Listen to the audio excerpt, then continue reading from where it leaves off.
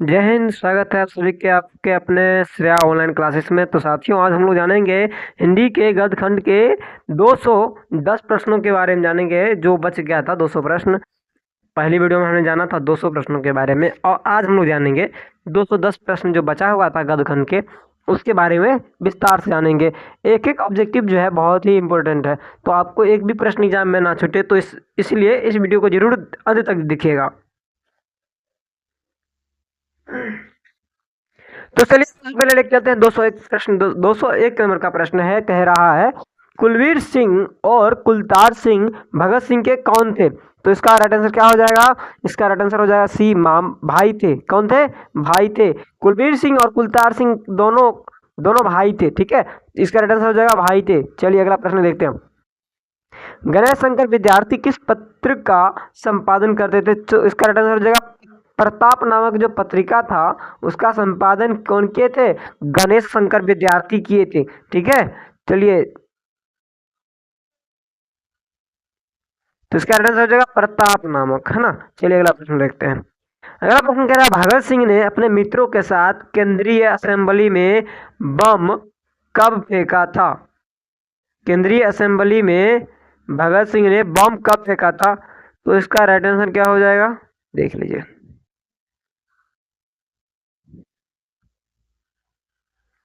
तो इसका right answer हो जाएगा बी, 8 अप्रैल 1929 को भगत सिंह ने अपने साथियों के साथ क्या किए थे? केंद्रीय असेंबली में बम फेंके थे, ठीक है।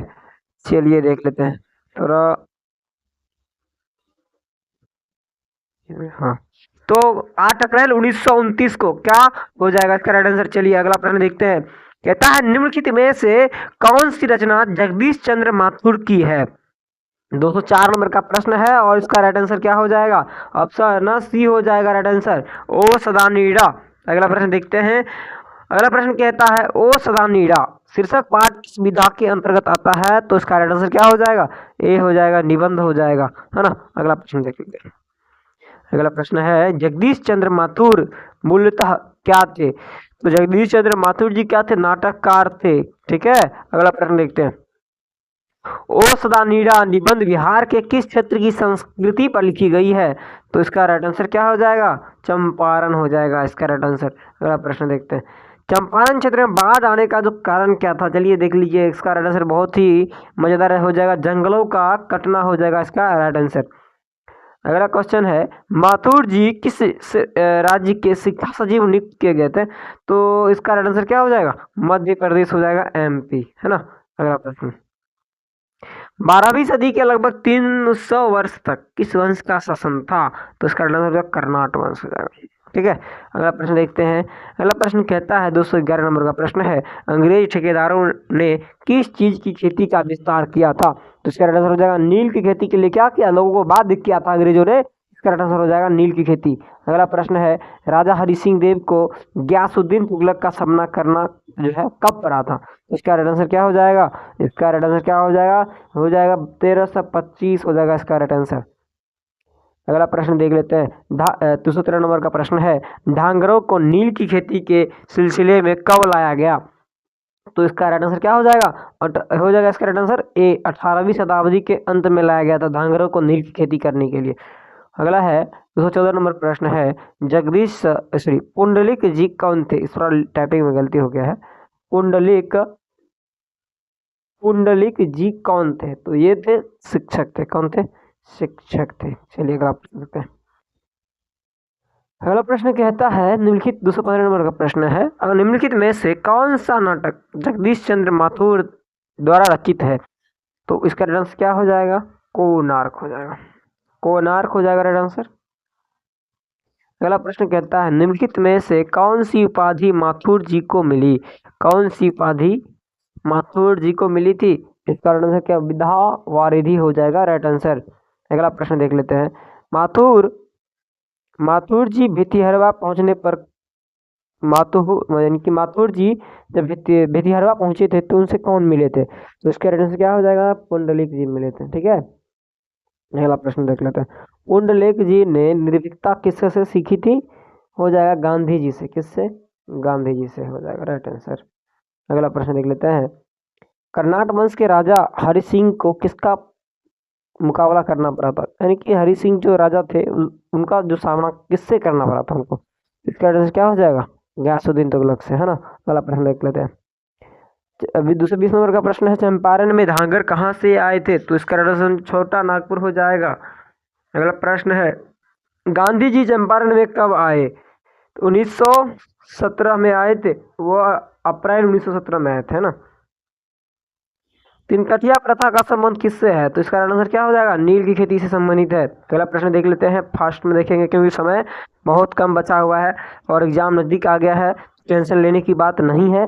तो मैं इस पर एक आपको मोटिवेशनल वीडियो भी बना दूंगा, कैसे लिखना है, कैसे अभी पढ़ना है, जो समय कम गया है तो क्या करें इसमें। हाँ, तो अगला प्रश्न का इसका आंसर हो जाएगा भिखना थोड़ी। हाँ, इसका आंसर भिखना थोड़ी हो जाएगा, भिखन टोला होता है इसमें, लेकिन नाम थोड़ा टाइपिंग गलती हो गया है। पंडई नदी कहाँ तक जाती है, भिखना थोड़ी लिखा हुआ है, ठीक है, देख लीजिएगा बुक में। अगला प्रश्न है, बराज कहाँ बन रहा था, बराज कहाँ बन रहा था, भैंसालूटन में, ठीक है। अगला प्रश्न देखिए, आम्रपाली ने तथागत को क्या सौंपा था, तो आम्रवन सौंपा था, है ना। अगला प्रश्न देख लेते हैं, मठ के महंत ने गांधी जी को कहाँ शरण दी थी, एक झोपड़ी नहीं, एक महुए के पेड़ के नीचे शरण दी थी, है ना। अगला प्रश्न देख लेते हैं, 27 नंबर का प्रश्न है, जगदीश चंद्र माथुर का जन्म कब हुआ था, जगदीश चंद्र माथुर का जन्म कब हुआ था, इसका आंसर हो जाएगा 16 जुलाई 1917 को हुआ था। अगला प्रश्न है 228 नंबर का, वैशाली महोत्सव का, थोड़ा मिस्टेक टाइपिंग में हो गया है, टाइपिंग में थोड़ा मिस्टेक है, हाँ, इसमें हो जाएगा म हो जाएगा, ठीक है, यहाँ म हो जाएगा, महोत्सव, महोत्सव, है ना, ऐसे हो जाएगा। तो इसका आंसर हो जाएगा, क्या हो जाएगा इसका आंसर, माथुर जी हो जाएगा, जगदीश चंद्र माथुर जी, है ना। कौन सी कृति, अगला प्रश्न है, कौन सी कृति माथुर जी की नहीं है, कौन सी कृति माथुर जी की नहीं है, रेशमी टाई हो जाएगा राइट आंसर। अगला प्रश्न देख लेते हैं, कौन सी कृति माथुर जी की नहीं है, फिर दोबारा लगता गया नहीं, चलो इसका राइट आंसर हो जाएगा भोर का तारा, माथुर जी की लिखा हुआ नहीं है ना। बोलते क्षण किस साहित्यिक विद्या की कृति है, तो इसका राइट आंसर हो जाएगा निबंध है, क्या है, निबंध है। अगला प्रश्न है, ओ सदा नीरा, ओ सदा नीरा किसको निमित्त बनाकर लिखा गया है, तो हो जाएगा गंडक नदी, क्या हो जाएगा। इसमें अक्सर जब एग्जाम हॉल में जाते हैं ना तो कंफ्यूजन में पड़ जाते हैं, गंडक होगा, गंगा होगा, यमुना होगा, इसमें आप देख लीजिएगा गंडक नदी के बारे में ही इस ओ सदा नीरा जो है गंडक नदी के बारे में बातचीत हुआ था ना, इसका आंसर बी हो जाएगा। अगला प्रश्न देखते हैं, थारन शब्द किस शब्द से विकसित हुआ है, तो हो जाएगा थार शब्द से विकसित हुआ है। अगला प्रश्न देख लेते हैं, बिहार के सुप्रसिद्ध सांस्कृतिक उत्सव वैशाली महोत्सव का बीजारोपण किसने किया, जगदीश चंद्र माथुर जी ने किया, है ना। अगला प्रश्न देख लेते हैं, ओ मेरे सपने क्या है, तो इसका आंसर नाटक हो जाएगा। इसमें भी बहुत सारा जो बच्चा है कंफ्यूजन में पड़ जाते हैं, क्या होगा इसका आंसर, नाटक। अक्सर परीक्षा में पूछा जाता है, गौतम बुद्ध का आविर्भाव कब हुआ, इसका आंसर हो जाएगा 2500 वर्ष पहले हुआ था। अगला प्रश्न है, राजा हरि सिंह देव को किसका मुकाबला करना पड़ा था, गयासुद्दीन तुगलक का मुकाबला करना पड़ा था, सामना करना पड़ा था, है ना। ओ सदा नीरा के लेखक कौन है, जगदीश चंद्र माथुर जी हैं। अगला प्रश्न देख लेते हैं, कोणार्क के नाटककार कौन है, तो इसका आंसर जगदीश चंद्र माथुर जी हो जाएगा। अगला प्रश्न है, 10 तस्वीरें के रचनाकार कौन है, इसका राइट आंसर क्या हो जाएगा, डी हो जाएगा, जगदीश चंद्र माथुर हो जाएगा। चलिए अगला प्रश्न देखते हैं, सिपाही की माँ एकांकी के लेखक कौन है, मोहन राकेश हो जाएगा इसका राइट आंसर, है ना। अगला बिस्नी किस एकांकी की पात्रा है, सिपाही की माँ की पात्रा है। मानक की माँ का नाम क्या है, कुंती नहीं, मुन्नी नहीं, हो जाएगा इसका राइट आंसर विष्णु नाम है, क्या है, विष्णु नाम है। मानक किस युद्ध में सिपाही के रूप में लड़ने भरवा गया था, तो हो जाएगा इसका आंसर द्वितीय विश्व युद्ध में, है ना, द्वितीय विश्व युद्ध में लड़ने गए थे, है ना। चलिए अगला प्रश्न देख लेते हैं, सिपाही की माँ का एकांकी में किसकी कथा वस्तु प्रस्तुत की गई है, तो इसका आंसर क्या हो जाएगा, सी हो जाएगा, माँ बेटी। अगला प्रश्न है, मोहन राकेश किस पत्रिका के संपादक रहे हैं, सारिका के संपादक रहे हैं। मणि डाक गाड़ी के पीछे क्यों भागती है, चिट्ठी के लिए भाग रही थी कि मेरे भैया का चिट्ठी आने वाला है, आएगा, है ना। इसीलिए वो गाड़ी के पीछे मुन्नी दौड़ रही थी। डाक गाड़ी के पीछे चिट्ठी के लिए कौन जाती है? मुन्नी जाती है। कौन जाती है? तो 246 नंबर का 48 नंबर का प्रश्न का आंसर हो मुन्नी जाती है कि मेरे भैया का पत्र आया होगा, है ना। मानक बिस्नी से दूध की जगह क्या मांगता है? तो पानी मांग रहे थे ना, कहते माँ आप मुझे पानी दे दो, है ना, ये बोल रहे थे मानक। अगला प्रश्न है ईसाई हसाई सॉरी मिस्टेक हो गया थोड़ा टॉपिक में। ईसाई लड़कियां बिस्नी के घर आकर क्या मांगती है? चावल और दाल मांग रही थी, बोल रही थी ना, क्या बोल रही थी सुनाई थोड़ा सुनिए। बोल रही थी ओ माझी तेरा दाल चावल मिलेगा क्या? यही बोल रही थी, है ना। बुक में पढ़िए, बहुत मजेदार कहानी है ना, बहुत अच्छा लगता है कहानी पढ़ने में, आप पढ़िएगा एक बार। 251 नंबर का प्रश्न है 13 दिनों तक हम लोग भूखे प्यासे जंगली रास्ते में चलते रही हैं, यह किसने कहा था? इसे ईसाई लड़की ने कहा था, है ना। अगला प्रश्न देख लेते हैं। निम्नलिखित में कौन सी कृति मोहन राकेश की नहीं है? दरियाई घोड़ा नहीं है। अगला प्रश्न है निम्नलिखित में से कौन सी रचना मोहन राकेश की है? तो ये हो जाएगा न आने वाला कल। एक एक प्रश्न इम्पोर्टेंट है, तो एक एक प्रश्न को आप जरूर देख लीजिएगा, है ना। चलिए अगला प्रश्न, किसकी माँ पागल हो गई है? तो ये हो जाएगा सिपाही की माँ पागल हो गई है। मुन्नी की उम्र कितनी हो गई है? मुन्नी की उम्र कितनी हो गई है? 14 वर्ष हो गई है। अगला प्रश्न है निम्नलिखित में बेचने की पड़ोसन कौन है? बेचने की जो पड़ोसन है कौन है? ये कुंती है। कौन है? कुंती है। बहुत कुंती है। आजकल पड़ोसी ना पड़ोसी का ज़्यादा ध्यान रखता है ना, तो इसलिए कुंती बहुत पड़ोसी का ध्यान रख रही थी, बिस्नी का बहुत ज़्यादा ख्याल कर रही थी, है ना। अगला प्रश्न है मुन्नी किस दिन मानक की चिट्ठी की आने की भविष्यवाणी करती है? तो वह दिन कोई और नहीं था, मंगलवार का जो दिन था उसमें भविष्यवाणी की थी मुन्नी की चिट्ठी मंगलवार को जरूर आएगा। अगला प्रश्न है कौन कहता है मैं इसकी लाश लेकर सॉरी ले जाकर चील और कौओं के आगे डाल दूंगा? ये सिपाही बोल रहा है ना, सिपाही बोल रहा था मानक की माँ को, है ना। अगला प्रश्न है किसकी करो कि मोती तारों की तरह चमकती है? तो इसका राइट आंसर हो जाएगा तारों का, है ना। किसके करो के मोती तारों की तरह चमकते हैं? तो तारों नाम था उनका, है ना। चलिए अगला प्रश्न देखते हैं। कहता है किस पाठ में यह उदाहरण आया है? फौजी वहां लड़ने के लिए है, वे भाग नहीं सकते, जब फौज छोड़कर भागता है उसे गोली मार दी जाती है। यह किस पाठ से लिया गया है? इसका राइट आंसर क्या हो जाएगा? चलिए देख लेते हैं। इसका राइट आंसर जो है सिपाही की माँ हो जाएगा राइट आंसर। अगला प्रश्न देखते हैं। मोहन राकेश का जन्म कब हुआ था? मोहन राकेश का जन्म 8 जनवरी 1925 को हुआ था। अगला प्रश्न है इनमें से कौन सी कृति मोहन राकेश की है? तो इसका हो जाएगा जानवर और जानवर। अगला प्रश्न है कौन सी कृति मोहन राकेश की नहीं है? तो ये हो जाएगा इतिहास और आलोचना नहीं है। अगला प्रश्न है सिपाही की माँ किस एकांकी संग्रह से लिया गया है? तो इसका राइट आंसर क्या हो जाएगा? अंडे के छिलके तथा अन्य एकांकी से लिया गया है। तो ये पूछा जा सकता है, प्रश्न जरूर ध्यान दीजिएगा। मुन्नी और मानक की माँ का नाम बिस्नी है। अगला प्रश्न देखते हैं। सिपाही की माँ एकांकी के अनुसार लड़ाई कहाँ हो रही है? बर्मा में हो रही है लड़ाई, म्यांमार उधर ही है, उसी साइड है। मोहन राकेश की एकांकी का शीर्षक क्या है? सिपाही की माँ है। अगला प्रश्न सिपाही की माँ कौन है? बिशन देई है। अगला प्रश्न है सिपाही की माँ एकांकी में कुंती कौन है? तो क्या हो जाएगा देख लीजिएगा। विषय नहीं सिपाही की माँ पड़ोसी है। कौन है? पड़ोसी है। अगला प्रश्न है रवेश जया होता है, क्या होता है ये रवेश जया? ये मोटे सूत की बुनी चादर होता है, हाँ।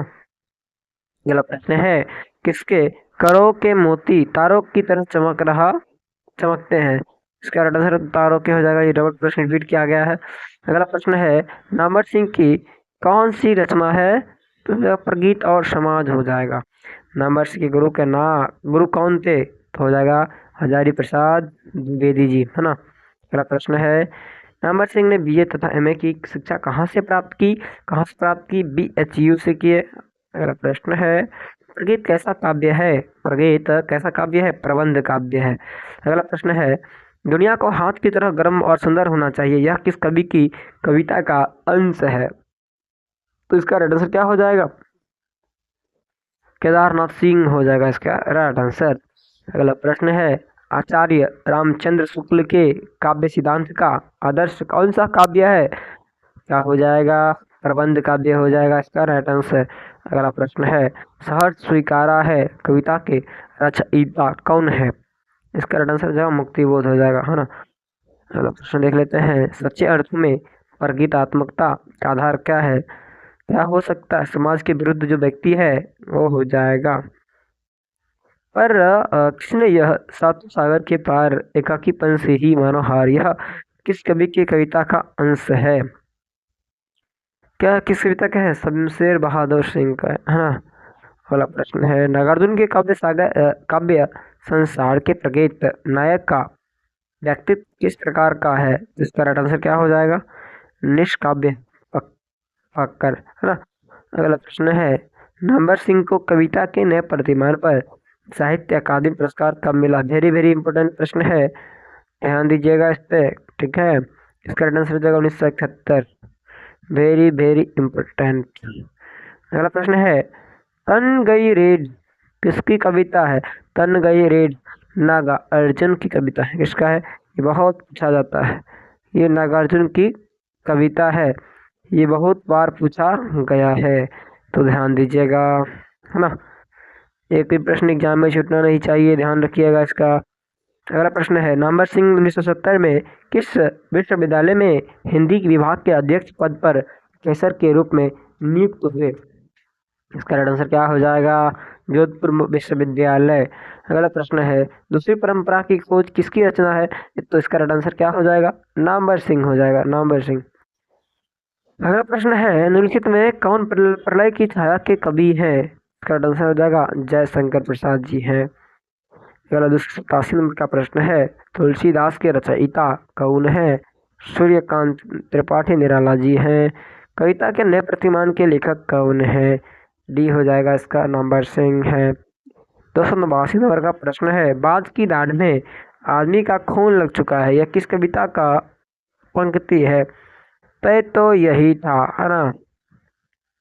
अगला प्रश्न है 290 नंबर का, तुम लोगों से दूर हो किसकी कविता है? तो इसका राइट आंसर क्या हो जाएगा? मुक्तिबोध। अगला प्रश्न है, नंबर सिंह का जन्म कब हुआ था? इसका आंसर हो जाएगा 28 जुलाई 1927 को। अगला प्रश्न है 292 नंबर का, कौन सी पुस्तक नंबर सिंह की है? तो इसका राइट आंसर क्या हो जाएगा? पृथ्वीराज रासो की भाषा। अगला प्रश्न है, कौन सी पुस्तक नंबर सिंह की नहीं है? हो जाएगा पेरिच नहीं है। कमेंट में बताइएगा पेरिच के लेखक कौन है, हाँ बताइएगा। अगला प्रश्न है 294 नंबर का, राम की शक्ति पूजा किसकी कविता है? तो ये हो जाएगा निराला जी का है ना। अगला प्रश्न क्या हो जाएगा देख लेते हैं, 295 नंबर का है, प्रगीत और समाज के लेखक कौन है? हाँ, क्या हो जाएगा इसका राइट आंसर? नंबर सिंह हो जाएगा। अगला प्रश्न देख लेते हैं, नंबर सिंह द्वारा रचित लिखित प्रगीत और समाज क्या है? प्रगीत और समाज जो है निबंध है, क्या है? निबंध है। अगला प्रश्न देख लेते हैं 297 नंबर का, नंबर सिंह को किस कृति पर साहित्य अकादमी पुरस्कार प्राप्त हुआ था? तो इसका राइट आंसर क्या हो जाएगा? कविता के नई प्रतिमान पर इन्हें साहित्य अकादमी पुरस्कार मिला था। अगला प्रश्न है, नंबर सिंह प्रधान संपादक थे किसके? आलोचना त्रय मासिक के, ठीक है। अगला प्रश्न है, कामायनी के कवि कौन है? कामायनी के कवि कौन है? तो जाएगा डी निराला जी, ठीक है। अगला प्रश्न है, लिरिक का पर्याय क्या है? लिरिक का पर्याय क्या होगा? ए हो जाएगा प्रगीत। अगला प्रश्न देख लेते हैं, जूठन के रचनाकार कौन है? तो इसका आंसर क्या हो जाएगा? जूठन ओम प्रकाश वाल्मीकि जी हो जाएगा इसका राइट आंसर, ठीक है। ओम प्रकाश वाल्मीकि हो जाएगा।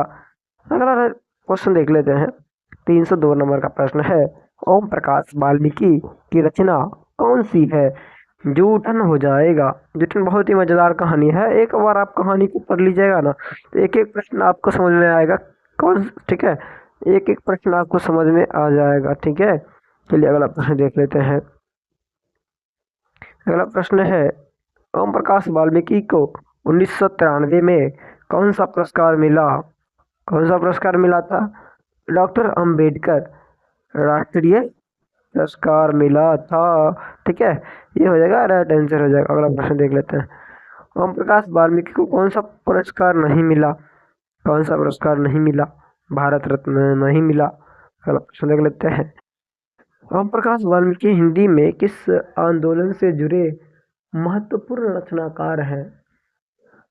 इसका राइट हो जाएगा, दलित आंदोलन हो जाएगा इसका राइट आंसर हो जाएगा, दलित आंदोलन। अगला प्रश्न देख लेते हैं, कहता है ओम प्रकाश वाल्मीकि का जन्म कब कहाँ हुआ था? तो इसका राइट आंसर क्या हो जाएगा? बरला, मुजफ्फरनगर, उत्तर प्रदेश, यूपी में हुआ था।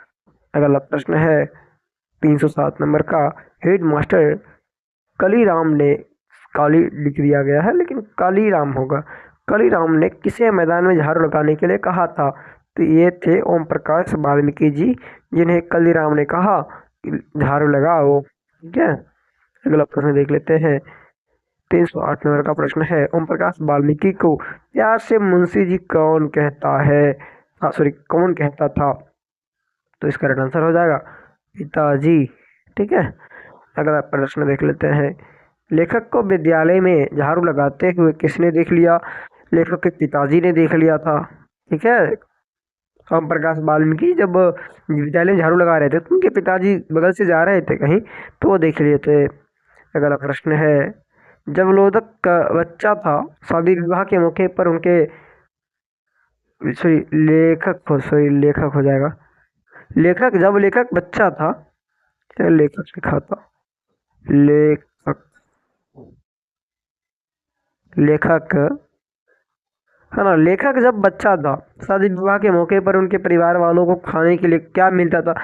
वो जूठन मिलता था। क्या मिलता था? जूठन। जब सब लोग खा लेते थे उसके बाद उनका जो बच जाता था जूठा पत्ता उत्ता पर, वो मिलता था। ठीक है, इसीलिए शीर्षक का नाम ही जूठन रख दिया गया। 391 नंबर का प्रश्न है, कौन सी रचना ओम प्रकाश वाल्मीकि की नहीं है? कौन सी रचना ओम प्रकाश वाल्मीकि की नहीं है? तो इसका राइट आंसर क्या हो जाएगा? सी हो जाएगा, प्रायश्चित। अगला प्रश्न है, कौन सी रचना ओम प्रकाश वाल्मीकि की है? तो इसका राइट आंसर क्या हो जाएगा? इसका राइट आंसर हो जाएगा दलित साहित्य का सौंदर्य शास्त्र हो जाएगा। अगला प्रश्न है, भाभी जी आपके हाथ का खाना तो बहुत जायकेदार है, यह किसने कहा? किसने कहा? सुरेंद्र सिंह ने कहा था। अगला प्रश्न है 314 नंबर का, सुखदेव सिंह त्यागी की लड़की की शादी में उनके घर के सफाई का काम किसने किया? लेखक की माँ ने किया। किसने किया? लेखक की माँ ने किया। अगला प्रश्न देख लेते हैं, सुखदेव सिंह त्यागी की लड़की की शादी में किसने गांव भर की चारपाइयाँ ढोकर एकत्रित किया था? किसने किया था? लेखक के पिताजी ने किया था। अगला प्रश्न क्या है देख लीजिए, जूठन क्या है? जूठन एक जूठन ना इसमें कहानी दे रहा है, तो इसमें जूठन एक आत्मकथा है। ये गलत ऑप्शन दे दिया है, कहानी है। जूठन आत्मकथा है। क्या है? लेखक अपने बारे में लिख रहे हैं, तो इसीलिए जूठन आत्मकथा हो जाएगा। ठीक है, चलिए अगला प्रश्न देखते हैं, सुरेंद्र सिंह किसका पोता था? सुखदेव सिंह त्यागी का पोता था सुरेंद्र सिंह।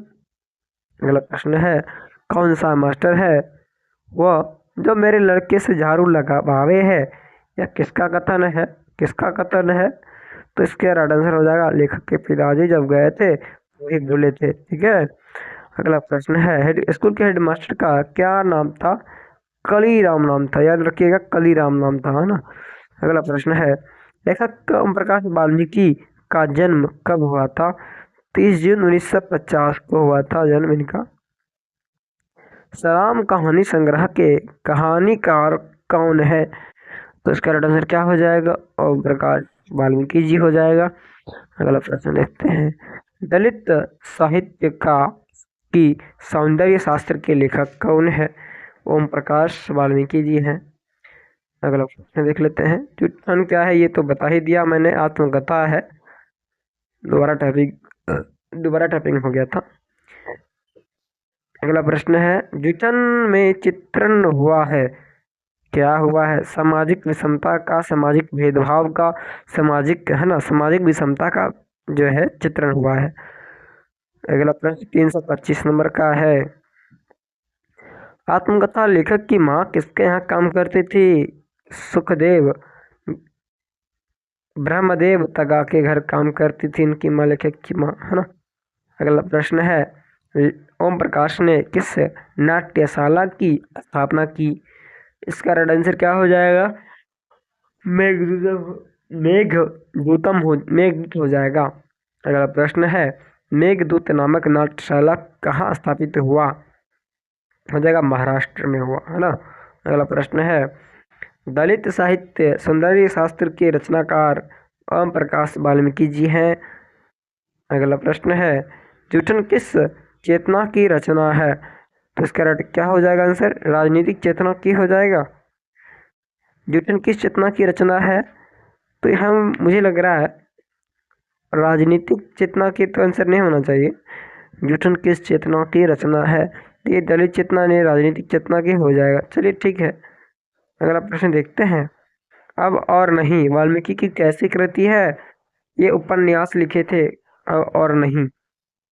अगला प्रश्न कहता है, हंसते हुए मेरा अकेलापन के लेखक कौन है? तो इसका राइट आंसर क्या हो जाएगा? मलयज, है ना।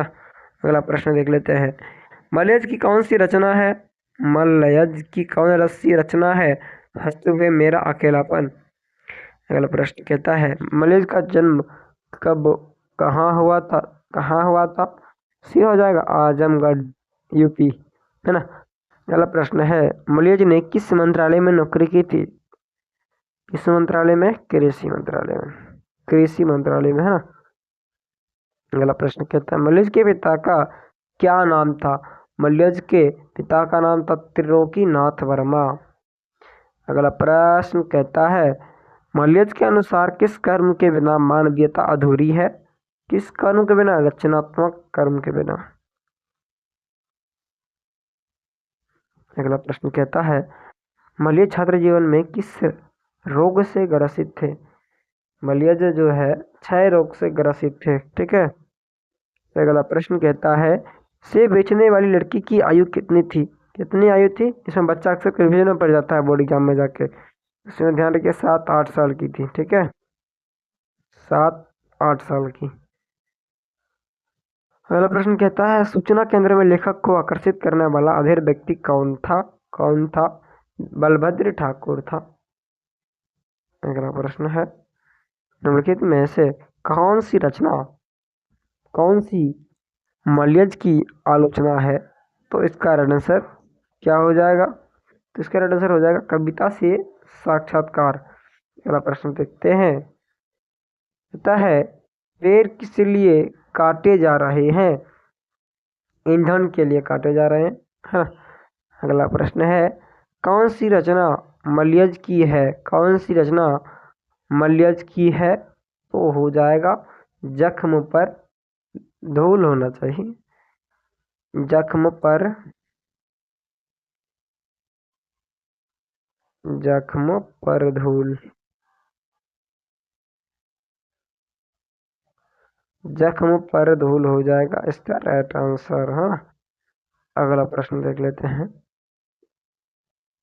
मलयज ने जख्म पर धूल नामक कविता कब लिखी? इसका राइट आंसर 1971 हो जाएगा। अगला प्रश्न कहता है, मलयज की माँ का नाम क्या था? मलयज का, मलयज की माँ का नाम क्या था? इसका आंसर हो जाएगा प्रभावती हो जाएगा। अगला प्रश्न कहता है, मलयज ने MA किस विश्वविद्यालय से किया था? इसका आंसर हो जाएगा इलाहाबाद विश्वविद्यालय। अगला प्रश्न कहता है, सुरक्षा कहाँ हो सकती है? सुरक्षा कहाँ हो सकती है? चुनौती को जब झेलेंगे ना वहाँ सुरक्षा होगा, है ना। कहता है, रचने और भोगने का रिश्ता कैसा है? तो ये हो जाएगा द्वंद्वात्मक हो जाएगा इसका राइट आंसर, द्वंद्वात्मक, है ना। फिर अगला प्रश्न कहता है, हंसते हुए मेरा अकेलापन के लेखक कौन है? मलयज जी हैं। अगला प्रश्न कहता है मलयज का जन्म कब हुआ था? 1935 में हुआ था मलयज का जन्म। मलयज का मूल नाम क्या था? इसका राइट आंसर क्या हो जाएगा? भरत जी श्रीवास्तव इसका राइट आंसर हो जाएगा, है ना। अगला प्रश्न कहता है कौन सी रचना मलयज की है? कविता से साक्षात्कार हो जाएगा इसका राइट आंसर। अगला प्रश्न है कौन सी रचना मलयज की नहीं है? इसका हो जाएगा राइट आंसर सुनो राधे के नहीं है। अगला प्रश्न कहता है कविता संग्रह है क्या है? कौन सा कविता संग्रह है? जख्म पर धूल हो जाएगा राइट आंसर।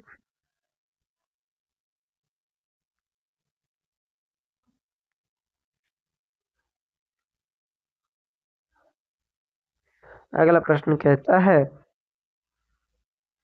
हंसते हुए मेरा अकेलापन किस विधा में लिखित है? डायरी विधा में लिखित है।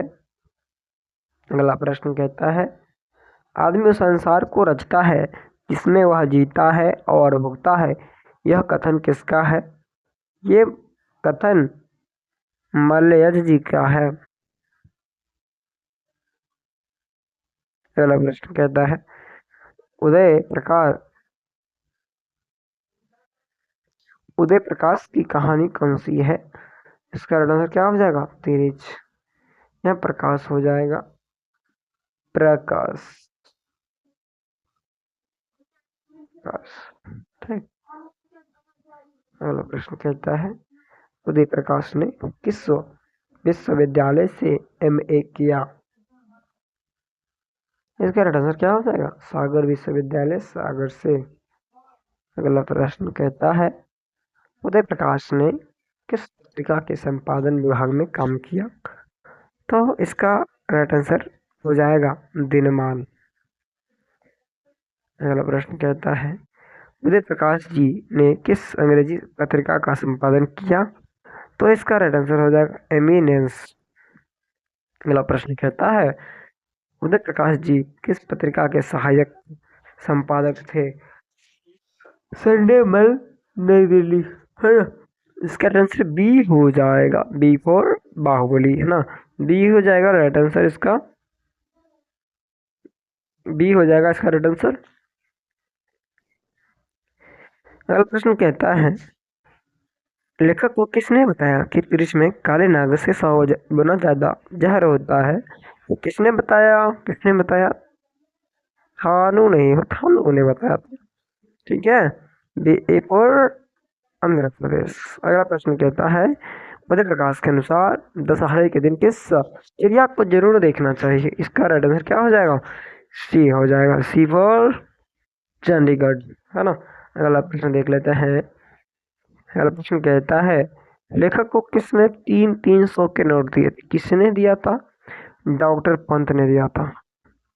अगला प्रश्न लेखक के दुख स्वप्न के सबसे खतरनाक पात्र कौन थे? तो इसका राइट आंसर हो जाएगा हाथी और तिरछ हो जाएगा इसका राइट आंसर।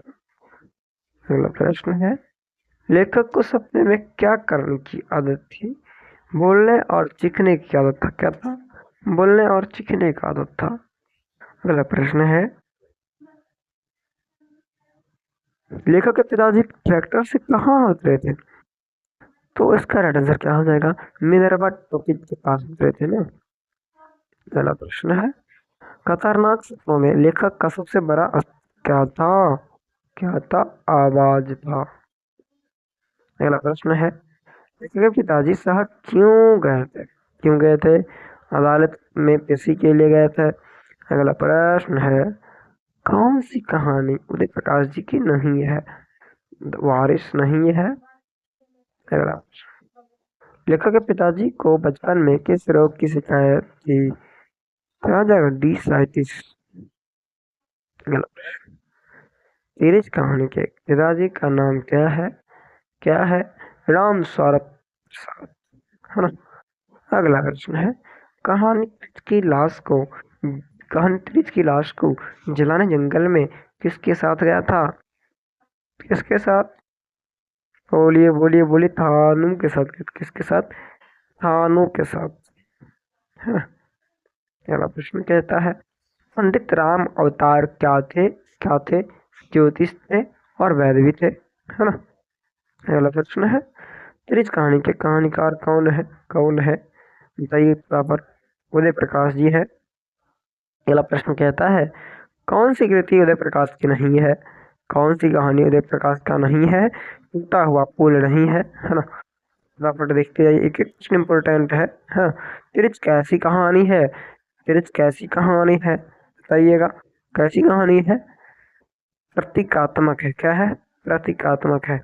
अगला प्रश्न, लेखक के जो पिताजी की मृत्यु कैसे होती है? तिरिच के खाते कैसे होता है? सॉरी सॉरी सॉरी, तिरिच ने मानसिक सदमे और अधिक रक्त, जब लोग जब पीट रहे थे, जब इनके लेखक के पिताजी को लोग पीट रहे थे, मार रहे थे, तो उसमें अधिक से अधिक उनके मानसिक सदमा में चले गए थे, है ना। चलेगा। उदय प्रकाश का जन्म हुआ था, कब हुआ था? 1 जनवरी 1952 को, है ना। अगला प्रश्न है, कौन सी कृति उदय प्रकाश की है? हो जाएगा दरियाई घोड़ा। हाँ। अगला प्रश्न कहता है, तिरिच के लेखक कौन है? उदय प्रकाश। ठीक है। अगला प्रश्न देखते हैं, तिरिच क्या होता है जिस खापर जहरीला और लिजार्ड होता है ना। बहुत ही खतरनाक होता है तिरिच। अरे बाप रे बाप, उदय प्रकाश की कैसी कृति है? हो जाएगा कहानी संग्रह। 383 नंबर का प्रश्न देखेंगे अब। अगला कहता है प्रश्न, कहानीकार को सपने में बोलने और सीखने की आदत है, यह किसने बतलाया? कहानीकार की माँ ने बताया। किसने बताया? कहानीकार की माँ ने बताया। अगला प्रश्न कहता है, तिरिच को कैसी कहानी माना जाता है? कैसी कहानी? जादुई जादुई यथार्थ की कहानी माना जाता है ना। अगला प्रश्न कहता है, तिरिच कहानी का की केंद्रीय घटना का संबंध किससे है? कहानीकार के पिताजी से है ना। अगला प्रश्न देखिए। अगला प्रश्न कहता है, जय कृष्णमूर्ति के इनमें से कौन सी रचना, जय कृष्णमूर्ति की इनमें से कौन सी रचना है? चलिए, बहुत इंपॉर्टेंट प्रश्न है, अब आ चुका है, तो इसका राइट आंसर क्या हो जाएगा? शिक्षा हो जाएगा, है ना। अगला प्रश्न देखते हैं, जय कृष्णमूर्ति का जन्म कहाँ हुआ था? कहाँ हुआ था इसका आप राइट आंसर? तो अगला प्रश्न का आंसर होगा, जय कृष्णमूर्ति का जन्म कहाँ हुआ था? तो इसका आंसर हो जाएगा आंध्र प्रदेश में हुआ था। कहाँ हुआ था? आंध्र प्रदेश में हुआ था। तो इसका 388 नंबर का प्रश्न है, माँ की मृत्यु के समय जय कृष्णमूर्ति कितने वर्ष के थे? तो ये थे, कितने वर्ष के थे? 10 वर्ष के थे। ठीक है, 10 वर्ष के थे ये, 10 वर्ष के थे। ठीक है। अगला प्रश्न देख लेते हैं। कहता है, जय कृष्णमूर्ति की शिक्षा कृति क्या है? करेक्ट आंसर हो जाएगा संभाषण है। क्या है? संभाषण है। इसका करेक्ट आंसर संभाषण हो जाएगा। अगला प्रश्न देखेंगे। अगला प्रश्न है, मेधा कहाँ नहीं हो सकती है? मेधा कहाँ नहीं हो सकती है? मेधा वहाँ नहीं हो सकती है जहाँ भय हो, है ना। जहाँ भय हो वहाँ मेधा नहीं हो सकती है। कहता है, लेखक के अनुसार कुछ परीक्षा उत्तीर्ण कर लेने से कहीं ज्यादा कठिन क्या है? जीवन को समझना। क्या होगा? जीवन को समझना। क्या हो जाएगा? जीवन को समझना राइट आंसर हो जाएगा, जीवन को समझना, है ना। अगला प्रश्न कहता है, लेखक के अनुसार सच्ची शिक्षा हमें क्या देती है? क्या देती है? हमें क्या देती है बताइएगा, क्या देती है हमें? चलिए, इसका राइट आंसर देख लीजिएगा, है ना। इसका राइट आंसर क्या हो जाएगा? इसका राइट आंसर क्या हो जाएगा? व्यापकता। लिखा था, लेखक के अनुसार सच्ची शिक्षा कहाँ हमें क्या देती है? क्या देती है? क्या हो जाएगा इसका राइट आंसर? व्यापकता हो जाएगा, है ना। अगला प्रश्न देख लेते हैं। ठीक है, व्यापकता हो जाएगा इसके आंसर। अगला प्रश्न देखते हैं। कहते हैं, बचपन में किस वातावरण में रहना आवश्यक है? इसका राइट आंसर क्या हो जाएगा? स्वतंत्रता हो जाएगा। स्वतंत्र क्या हो जाएगा? ये राइट आंसर ये हो जाएगा। ठीक है, स्वतंत्रता, है ना, स्वतंत्र होना भी है। अगला प्रश्न देखते हैं, जिंदगी का अर्थ क्या है? जिंदगी का अर्थ क्या है? सत्य की खोज करना। क्या है? सत्य की खोज करना ही जिंदगी का अर्थ है। ठीक है, जिंदगी का अर्थ है सत्य की खोज करना। ठीक है, ठीक है।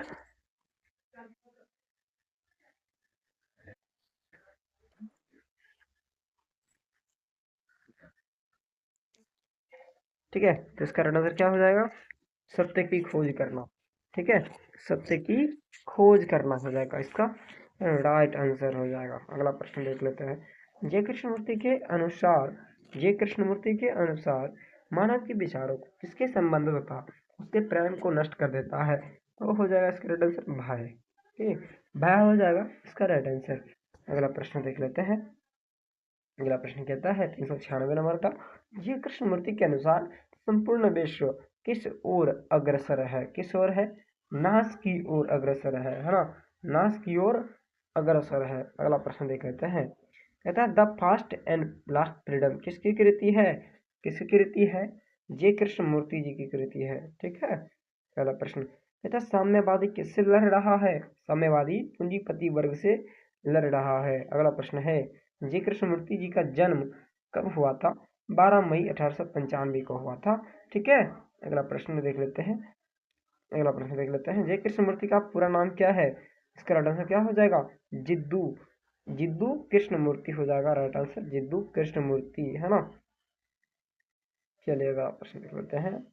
कहता है 401 नंबर का प्रश्न है the first and last freedom किसकी कृति है? जय कृष्णमूर्ति जी की कृति है ना। चलिए अगला प्रश्न देख लेते हैं। तथा जय कृष्णमूर्ति के संबंध में कौन सा तथ्य सही है? तो इसका राइट आंसर क्या हो जाएगा? क्या हो जाएगा? देख लीजिए। वे प्राय बोलते थे, स्वयं भाषण करते थे, है ना। अगला प्रश्न देखते हैं। कहता है शिक्षा पाठ के रचयिता कौन है? कौन है? कौन है शिक्षा पाठ के रचयिता? कौन है? कौन है? कौन है? जय कृष्ण मूर्ति। कौन है? जय कृष्ण मूर्ति है। सॉरी,